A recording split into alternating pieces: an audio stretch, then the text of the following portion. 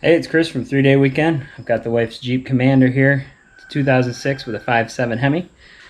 We're going to change the oil on it today and do a tire rotation. Just routine maintenance. Let's do it.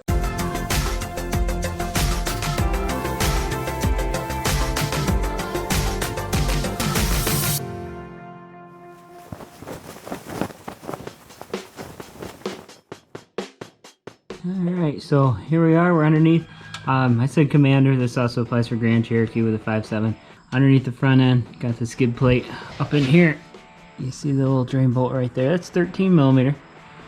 We're going to loosen that up there. I highly recommend 6-point, just so there's less risk to rounding it off.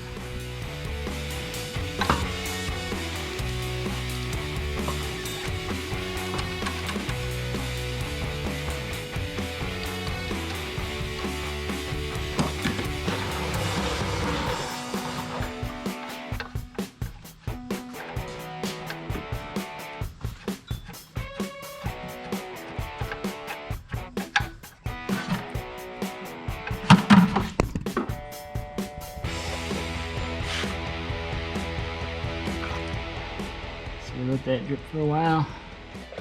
Now I'm going to put the drain plug back in.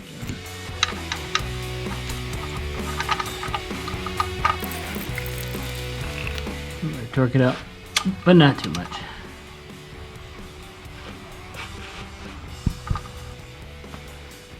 Filter's drain, plugs in place. Now we got to do the filter, which is right up above this trough. It's dark up there. There it is. So I use a standard oil filter wrench, available from pretty much anywhere. Walmart, I think this one came from. Fits right on the end. We'll take that out.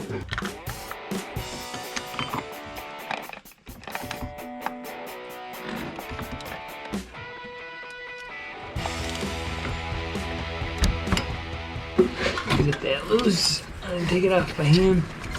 Have something under this trough because it's gonna flow down in there.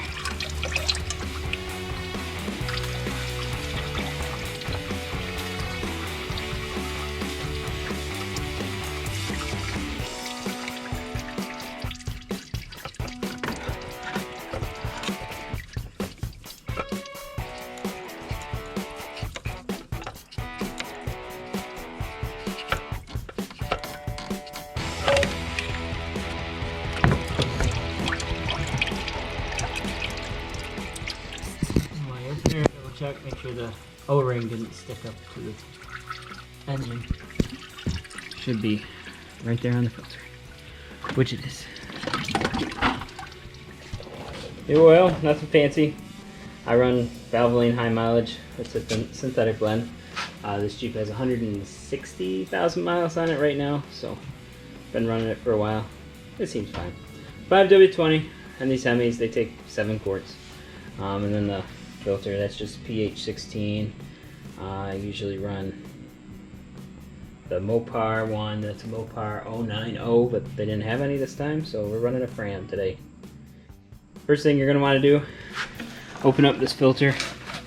We're just going to put a little bit of new oil right around the seal here.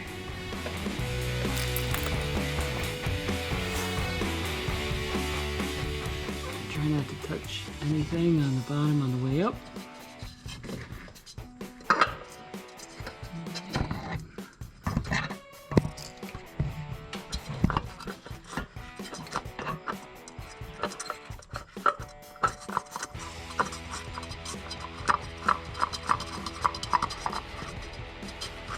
No tools to put this on.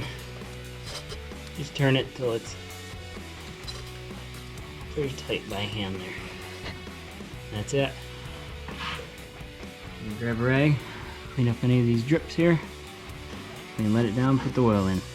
Jeeps want front tires to rotate to the back, and the backs come straight to the front. If you do it that way, tire pressure system, which is HAZ, will automatically learn them and figure it out. So that's what we're gonna do.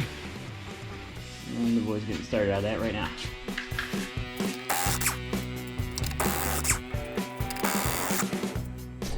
Okay, got all the tires back on while I was in there I checked the brakes, and it's gonna need new rotors here soon, so that'll be a new video coming up. I'm gonna let it down, we'll put some oil in it, torque these lug nuts, we'll be ready to roll.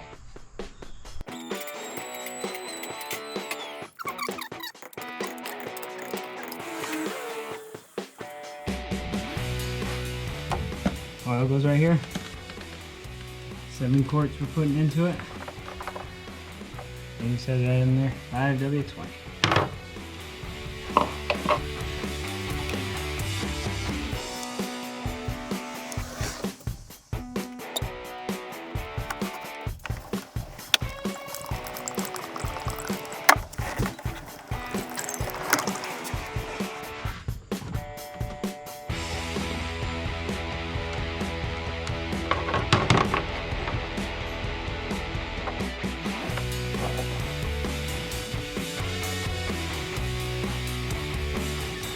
Fire it up.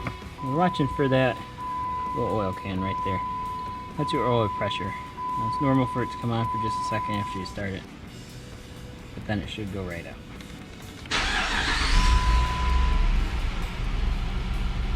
And there it goes.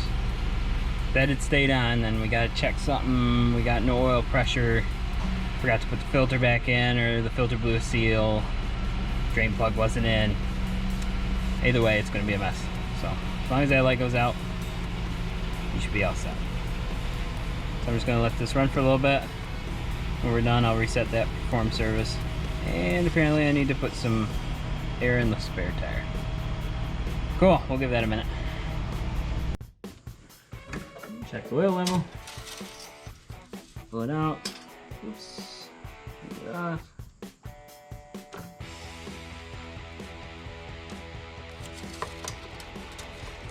Back in all the way. Pull it back out. And we are right at the bottom. I don't know if you can see that. Right at the bottom of the safe mark.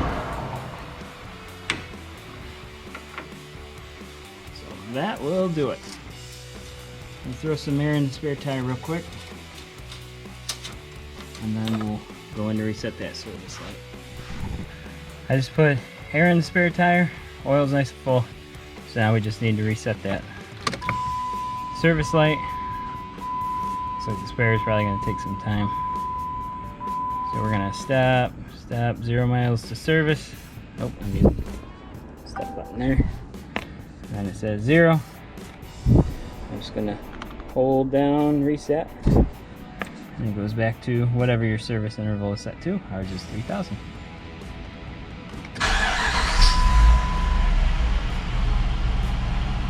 And there it is, happy as can be. I'll write this down in the service log, order some brakes for it, and we'll see you next time.